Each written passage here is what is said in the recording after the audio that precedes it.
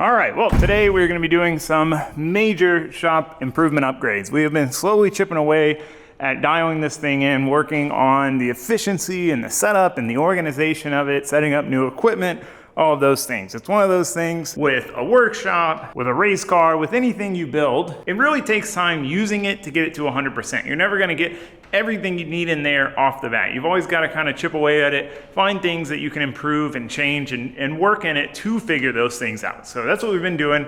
We've been getting pretty close to having this place fully dialed in. There's still a couple big projects to do, but what we're going to be working on today is some general upgrades, but also we're going to be setting up a whole lot of new shop equipment. Some of this stuff I've had for a long time, some of it I just got, but it is going to be a game changer for us and what we can build here. All right, guys, before we get too deep into today's video, I wanted to talk to you about today's video sponsor, AG1. So AG1 is a nutritional drink that contains 75 different ingredients, including vitamins, minerals, probiotics, adaptogens, everything your body needs and craves to be happy, healthy, and nourished. And man, can I tell you, it makes a world of difference. It slows me down so much when I'm not on a good health routine. And that is why AG1 has been such a game changer for me, because it's a health routine that gives my body everything it needs, but it's easy and it is simple. And I need simple. I don't have a lot of extra time to be doing all these crazy steps. I need something that's simple, and the simpler it is, the more likely I am to stick with it. And with AG1, it really couldn't be easier. I get up in the morning, I mix one scoop, 8 to 12 ounces of cold water, I drink it while I'm getting ready for my day, and I'm good to go. I'm ready for the whole day. And boy, does it make a difference, you know, with mental clarity and focus, just being able to think faster and better and figure out problems quicker, but also this long-lasting energy. You know, I don't get the caffeine jitters, I don't have to drink multiple cups of coffee to get through my day. It keeps me going throughout the day when we're working these long nights trying to get a project done. I mean, it really has improved my life and my health a lot, and I'm glad I've been able to stick to it because it's so simple. Even when I'm on the road, I just take the travel packs with me. And I personally really like the taste of it.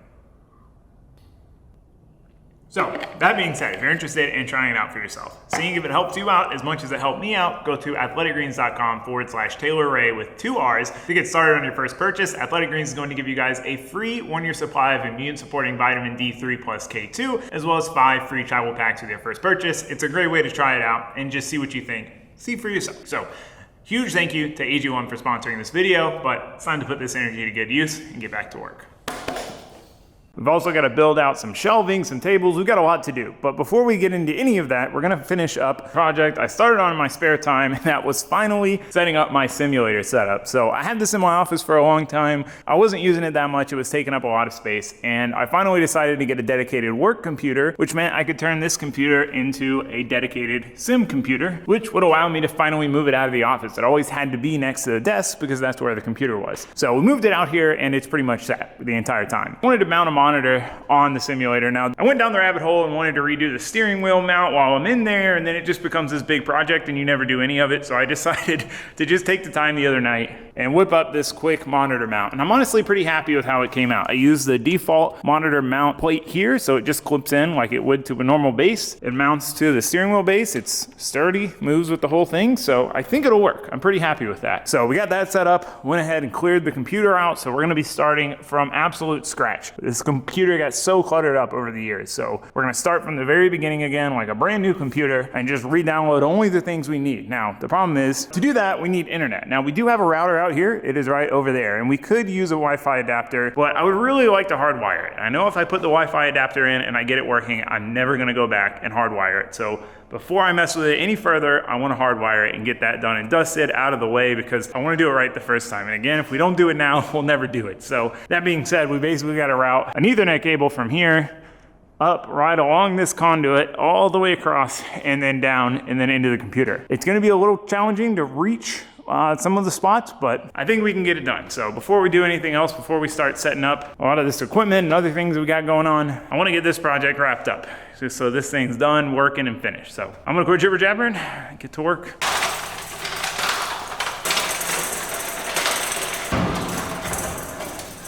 So as expected, there were some challenges with getting to where I needed to run this cable. Now, this would have been a lot easier to do when the shop was empty before we put any of this stuff in here, but it's one of those things, hindsight's 2020. I didn't know I was going to do this or put this in here. So I tried moving the ladder around a couple different ways and it wasn't going to work. I had to resort to my least favorite way to use a ladder, and that is leaned up against something, especially on this slippery shop floor. Definitely not ideal, but we got to do what we got to do to get this cable routed up the wall so then we could start routing it across the center. Now, we do have 16-foot walls in this shop, so even me at 6 foot tall, it is a bit of a reach to get this stuff up there, but we got the most challenging part done, getting it up the wall. Now we just got to run it across the middle. Luckily, we have this conduit and it's in the perfect place. It's right next to the router, which is where we need to come from, and it's right next to the sim rig. So that really worked out in our favor, not having to zip tie it along a rafter or run it, down the wall and then back forward or backwards. So really, in the grand scheme of things, this couldn't have been much easier. So once we get to the other side, we've got the same problem. We can't get the ladder close enough, but fortunately, all of this stuff needs to move anyway, because this is all stuff that was just sitting there until we set the sim up. So now that we're setting this up, we're going to be changing this whole area around.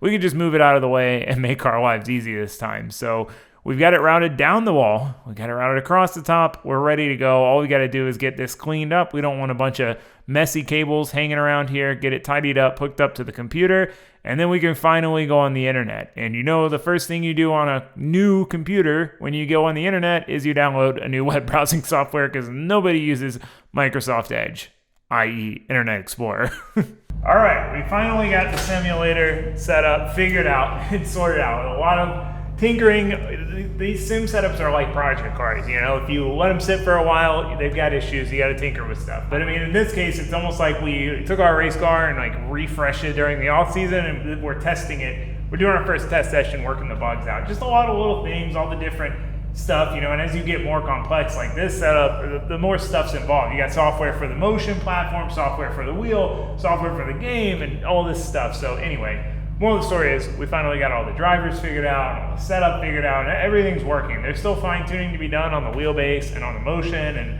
we've still got plenty of content to download for the tracks and things like that.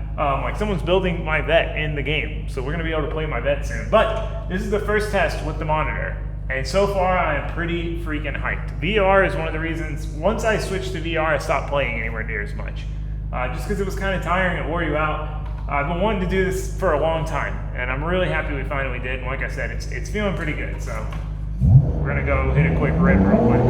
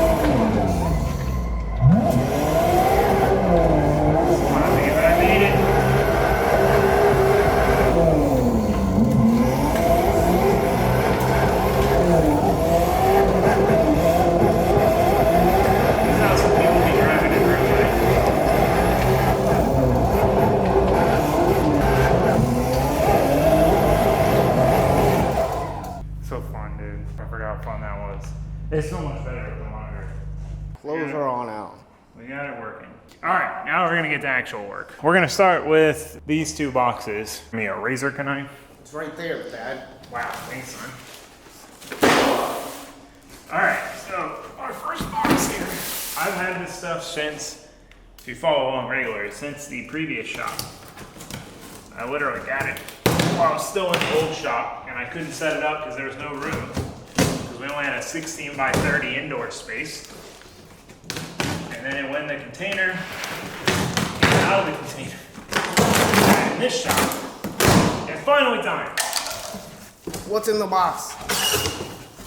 It's probably rusty from. Ooh, that's a nice unit. Oh. All right, well, there's part one. All right, so shop tool number one is this Swag off-road tubing roller. So you have tubing benders and tubing rollers. Tubing bender is gonna just bend it. Tubing roller is gonna make a radius throughout that whole piece. So if we were to cut a 5-foot piece and we wanted it to curve just steady the whole way, this is what we would use to do that. It's not as common with the kind of stuff we're gonna be doing as a tubing bender, but it is very useful. There's certain things that you just can't do without it. Start unboxing those. Ugh.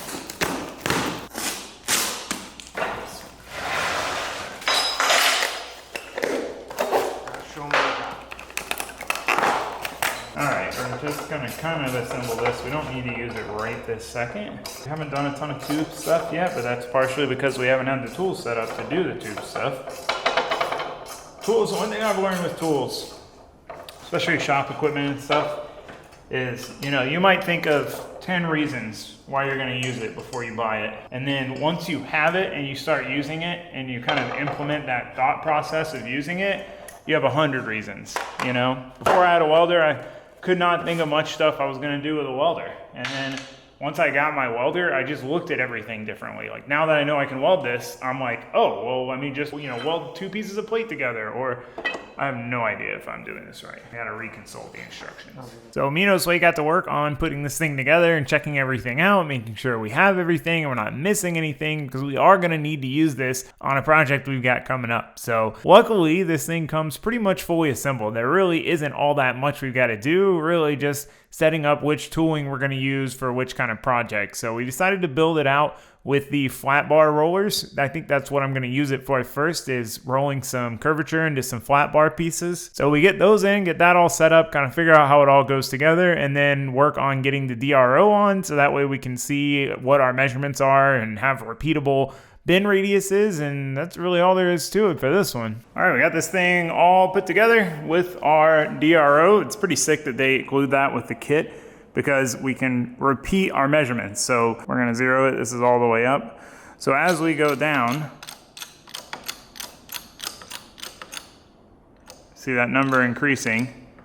So let's say to roll our piece to the curvature we wanted, this is how far we went. We get the first one where we want it, and then we can repeat that process. So super neat to be able to do that. So I'm really excited to get to working with this one. But before we start testing this out, I wanna get our next piece of equipment set up, and then our next piece, I wanna get all the equipment set up. Then we'll start testing stuff out. So let's slide this thing off to the side, and then I'll show you what we got in that box.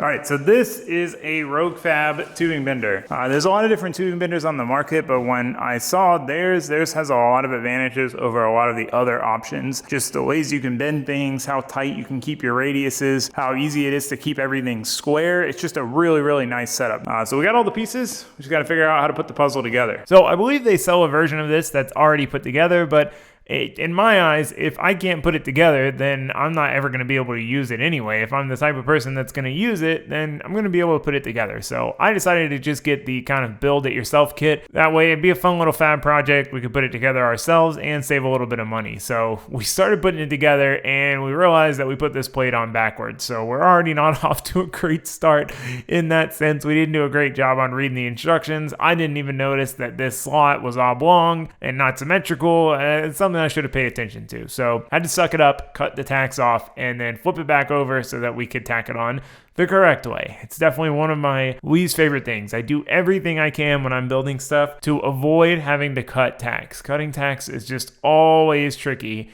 and it just never looks as nice the next time because you've got the leftover of the grind marks and the tacks. So I try to avoid it at all costs, but hey, we were moving and grooving, and we missed it this time. So with that done, the main frame stacked together, we're tacking in the bracing now. So this is just going to stiffen everything up and allow the top plates a place to mount. So Now we've got to do some modifications to the plates themselves. So these pieces need some washers welded on. So these just need to be there to give everything the exact right amount of spacing. When tacking stuff like washers on, it's very important to clamp them down, at least until you get a couple of tacks on them, because if you tack one side without a clamp, it will lift the other side so quickly, and then you'll have a crooked washer and then none of your stuff will fit. So it's kind of important to take your time on that and make sure. And we've got a good bit of washers to weld on. We've got 4 different places that we've got to weld these big old washers on. Now, these aren't super structural, so we're only doing about a quarter weld, a quarter of the way around. We don't need to weld them all the way around. They're really just a spacer more than anything. Probably could have got away with some tacks even, but I just enjoy welding, and this was a really nice project for me because I haven't welded clean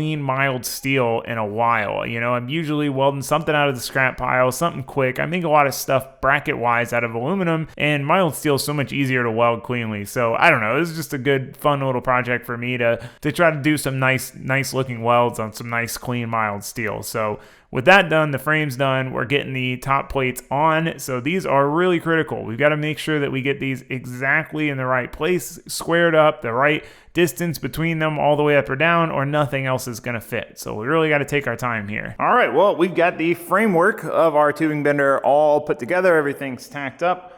Took our time to make sure everything was nice and square. All of our measurements were correct, all of the gaps and the clearances. I'm so excited to see this thing come together. We've also got these ready to go. We've got our washers welded on. We do need to weld this ring on here. The next step is to weld this whole thing out. It is going to be a lot of welding. I'm going to do a very thorough job to make sure it is super stout and lasts us years and years to come. Now, of course, I did choose to TIG weld it, so I'm going to be spending a lot of time under the hood. So I'm excited though. I love welding. I love fabrication. This is my favorite thing to do. So I'm not complaining. I'm just saying it's going to take a little while. So that being said, I should probably quit jibber jabbering and we should get to work, get this thing welded up and get it finished. So as I mentioned, there is a lot to weld on this thing. I mean, there's so many joints that need to be welded. Now, not all of them need to be welded 100%. Some of them are a third, a quarter, a fifth, but we're going to try to do a thorough job and weld as much of this as we can, just because why not? A little more weld's not going to hurt anything as long as we don't overheat it and warp it. That is the time where too much weld can hurt something. If you warp it, then it doesn't matter how strong it is if it doesn't fit right. So I'm taking my time. I'm working my way around. I'm really enjoying this because same as the washers, this is nice, clean, mild steel welded to mild steel, and it's just a nice project to try to get some really good looking welds on and take my time and try to make them look nice. I really enjoy this part of fab work, the part where everything's fit together and you weld it. Now, I didn't have any say in this stuff fitting together. It's all laser cut, plasma cut. Basically, it just all fits together like a puzzle piece, so I don't get that satisfaction there, but I do get the enjoyment of doing the actual welding. So as we finish the top and flip it over to start welding on the bottom side, this is actually where the majority of the welding needs to happen. And this is where it's a little tricky because it's kind of hard to get into these areas. Everything up top was very easily accessible. Everything down here is deep in some crack or crevice. So I decided, you know what? You're not going to see it anyway. I'm just going to switch to the MIG welder and try to hammer this out. Nobody's going to see it under here anyway, so I might as well. I don't do a ton of MIG welding. Most of the stuff I'm making is kind of one-off brackets. I'm not doing production runs where I've got to do a ton of welding. So I usually opt for the TIG unless it's some dirty old metal that's going to be really annoying to TIG weld anyway. So it's kind of fun sometimes when I get to whip out the MIG welder. It's like the easy button for welding compared to the TIG. So I get that welded up on the bottom, and then we're almost ready for assembly. So I need to weld the ring on to one of the top plates, and then I second guessed how much welding I had done and decided to come back and do a little more welding on the inside of these plates and on the outside of these plates. This is the main structure of the bender. This is where a lot of the load's going to be. So we want to make sure this has got good solid welds all the way through. And with that, I think we're finally done welding. I think that's it. I think that's everything. I'm not going back. I'm not doing any more. All right, well, we got this thing fully welded up. Man, that was a lot of welding. I even went back and instead of just leaving this part stitched, filled it in all the way. Did a good bit more on the inside as well. Real thorough job underneath with the MIG. Kept the heat down so we didn't distort anything. That's really the biggest issue with doing extra weld. I'm happy with it. I think it's a solid rig. So the next step is to finish the assembly of this thing, make sure everything's good before we take it apart and paint it. Now, what we really need to put in next is the hydraulic ram. Now, this hydraulic ram situation is the reason this thing sat in the corner for so long. I get them at Harbor Freight normally, but they've been out of stock for a while. Now, at this point, I don't even know if they sell them anymore. So what we're gonna do is we're gonna steal one I already have. So I already have the exact ram we need on my engine hoist here.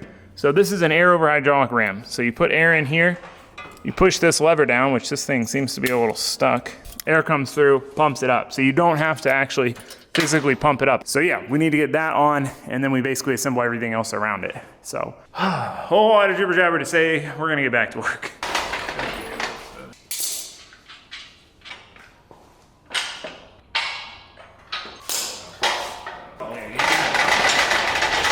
All right, ram acquired. Should have just done this a long time ago. Consult the instructions, man. I didn't know about Consult the instructions. instructions after yesterday. I mean, that wasn't, I mean, I should have checked it.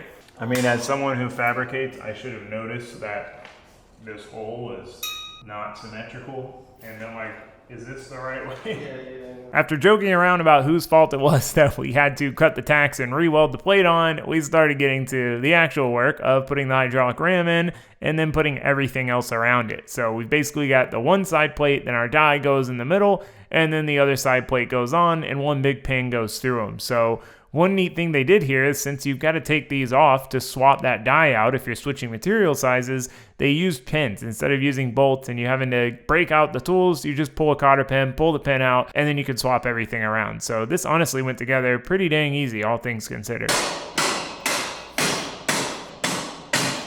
That's a precision fit piece. This way it's taking apart the engine stand. Well, we brought it in here from the container. It's just taking up space. We got so much stuff, and now we're adding more stuff. But that being said, we did get our tubing bender fully built. Our Rogue Fab tubing bender is fully assembled. So this is what it looks like. Basically, it grabs the tube here. This is our die. As the ram extends, this rotates, and will bend our tubing. So really stoked to see it all put together in one piece, even though we do have to take it all the way back apart to get it powder coated. I was just gonna paint it, but the powder coat will hold up better, it'll last longer, and it's gonna look way cooler because I've got a really cool color combo in mind for it. So this was kind of just a dry fit to make sure all the parts and pieces were gonna work, that the stolen ram off the engine noise was gonna work, all that stuff, but it's assembled. So now we're gonna take it back apart, and then I'm gonna show you the next piece of shop equipment, the pièce de résistance, as they say. This one is really exciting. This is something I've wanted for so long. Working on cars and is gonna be a game changer, just like those are for us. We're really stepping up our fabrication game. So let me take this apart and then let's unbox this final shop equipment piece.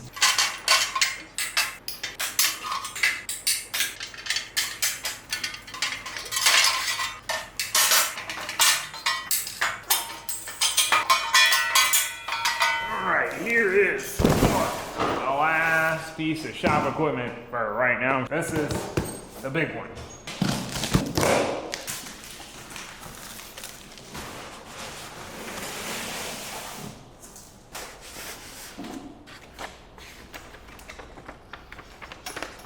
Man, this thing is way smaller than I even expected. I knew it was small, but wow, that's impressive that we can get everything that's in this little tiny package. So if you don't know what this is, basically I've wanted a plasma table for a very long time to be able to accurately cut very specific, precise shapes, not trying to freehand it and then grind it into position, just like to be able to cut stuff that's accurate, you know, plates and things like that for fab projects. But the problem is a plasma table takes up a lot of space. A standard plasma table, you would have, say, a 4x4 or a 4x8. You've got a gantry that goes left and right and back and forth. So then it can cut, you know, any shape as it moves, either left, right, back, forth, you know, the combination. The problem is, again, it takes up, even a 4x4 would take up so much space in here. We don't really have the room to have a dedicated table, and we're not doing production runs of stuff. You know, we're not gonna be, if we need to make a bracket, we might need to make a handful of them, but we're not gonna need to make 100 of them where we got the thing running all day and we're taking up the whole space and it's just running the same file over and over again. We just need something to cut things here and there, oddball things. And that's where this comes in, because it is the perfect solution for somebody like me.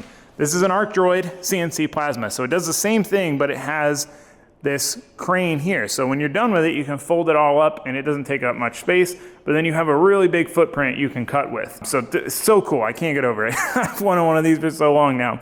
So one of the cool things is it comes with this setup, and we can run everything from here, which makes life a lot easier.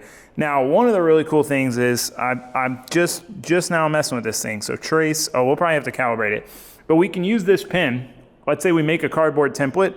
We could trace that template with this pin, boom, and then tell it to cut that, put the plasma cutter end on and let it cut it. Like, there's so many cool things you can do with this. Obviously, we're gonna have to dive into it. We do need to build basically a tray for it to cut on and decide where we wanna put it. But for now, I just wanna tinker with it and see what's what. So I started messing with this thing just to kind of figure out the software, figure out how the programming works, and just get familiar with the odds and ends of it before we need to really use it. So we've basically got to calibrate it. They give you this bracket that ties into fixed points on the machine and then this homing device, so that way the machine knows exactly where it is with both the stylus, and then we've got to put the plasma cutter torch on there and do the same thing. So that way it's accurate.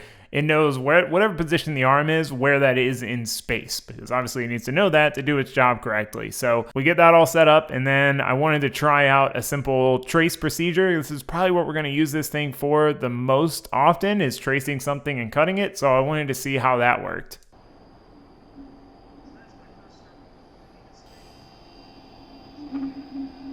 Look at that.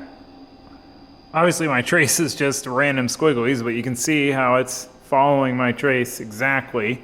Oh, it's so cool. I can't wait to really use this thing. So kind of wanted to get an idea of how it all works and play with it a little bit. I'd really love to throw the plasma cutter on it and cut something with it. But before we can cut anything, we need some sort of a grate. So basically, if we had the material just lying flat on this table, one, we would cut into the table some. Two, the slag would have nowhere to go. So we need kind of an open mesh grate for us to set the material on for it to cut on. Now I've got some ideas. I'm not 100% sure where I want to put this in the shop, but I want it to kind of stay where it is and then maybe make the grate removable, so it doesn't take up that much space. And when we need it, we just pop the grate on, do our cutting, take the grate off. That's kind of my game plan right now, but I do need to go get some material to build the grate out of, and we do need to decide exactly where we want to put it in the shop. We're not exactly flush with space, so we'll figure that out. But we're gonna try it out at first with my little cheap plasma cutter, the little $200 Amazon Johnny, and just see how good it can do with a cheap plasma cutter. And then we're definitely gonna get a nice, real, proper plasma cutter for it. That way we get those clean, precise cuts. But for now, that's really all we can do is tinker with it. So that is everything. That is all the shop equipment we have at the moment to add to the shop. This stuff's gonna make a world of difference. I can't wait to start using it. I mean, we're gonna be using the tubing roller to build the grate for the plasma cutter, which is kind of neat. So that being said, we do have another project to do in the interest of getting rid of everything that was stashed in this corner over here so we can put a couch there and have a chill spot. We've got one big box of stuff that needs to get installed, but we're not going to install it in here since we're kind of out of wall space. We're going to put it in the garage. Let me get it over there and I'll show you what I'm talking about. It should be pretty satisfying.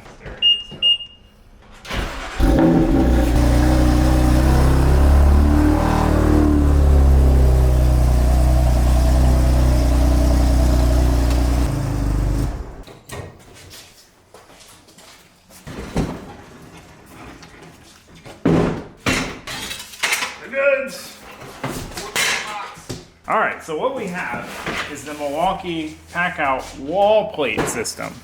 So this is we're gonna basically mount this to the wall, and then we've got different pieces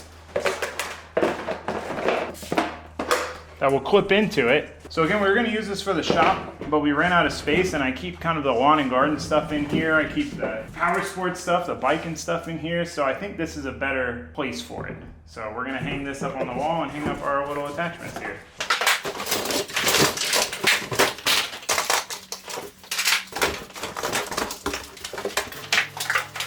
Hold it on there.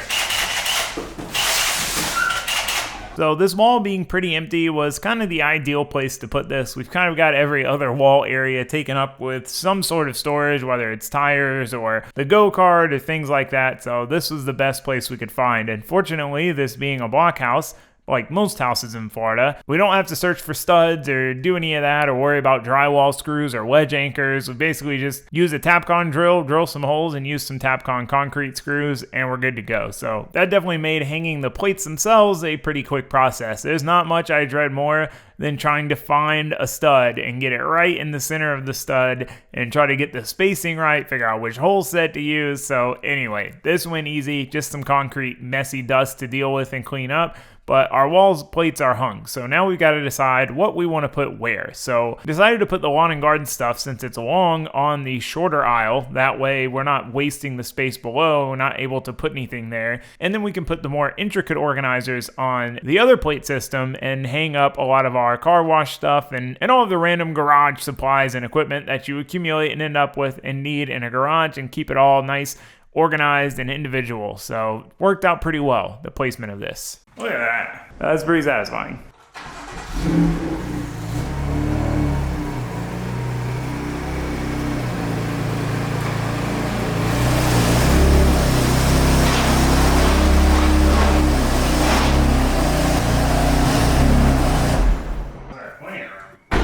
So get to everything, even like with the car in here. All right, well, even with the car in here, still plenty of room to get to everything. No problem at all. I was a little worried this thing would stick out too far, but it is meant easy to get to the lawn equipment, and we kept it at the back here, so I probably won't have the car out if I'm doing the lawn, whereas I probably will have the car out if I'm washing it. So I'm pretty pumped on that. It's the small things. It looks good. Fills in this wall. All right, well, we got all of our shop equipment assembled. We've got the roller put away, made a little bit of room on the shelf here, got the arc droid down there. I'm actually now thinking about making a cart that's basically the footprint of it folded up, and then the grate folds out, let's say. I'll have to think about an idea, but it'd be nice to have it fixed to a cart that we could just roll around, tuck away in the corner, pull it out when we need it, as opposed to on a table. We have limited table space, but we've got some material. We need to get a little more material to build a big table to go here. I don't know that we still need it, because the fact that we've been keeping a car here, before we had a car here, this was a lot of wasted space. So that's why I started getting this stuff to build a table, but now it's gonna get a little crammed. Things to decide there. But the equipment is here. It is unboxed, it is assembled. Josue's gonna take the bender with him and drop it off to get powder coated. I'm pretty excited about this color combo. I think it's gonna look pretty sick. And it's like, why not have your tools look as cool as the cars, right? It makes sense to me. I wasn't originally gonna powder coat it, I was just gonna spray paint it. But now, seeing it all together, such a nice unit, I wanna powder coat it. So anyway, I'm jibber jabbering. That is gonna be it for right now. Need to get material, need to get that powder coated. But we've got plenty, we've still got a lot of shop stuff to do. I wanna build some shelving and the table and the thing for the arc droid, and we need to get that done. And there's always good shop projects to do. It's like a race car, it's like any car build, it's never done. You're always tinkering, you're always improving, but it feels good every time we do. I love getting these shop projects knocked out. So that being said, let me know what you guys think of the new shop equipment. And yeah, for now, that's gonna be a wrap. So thanks for watching, thanks for subscribing. I sure hope to see you next time. Goodbye.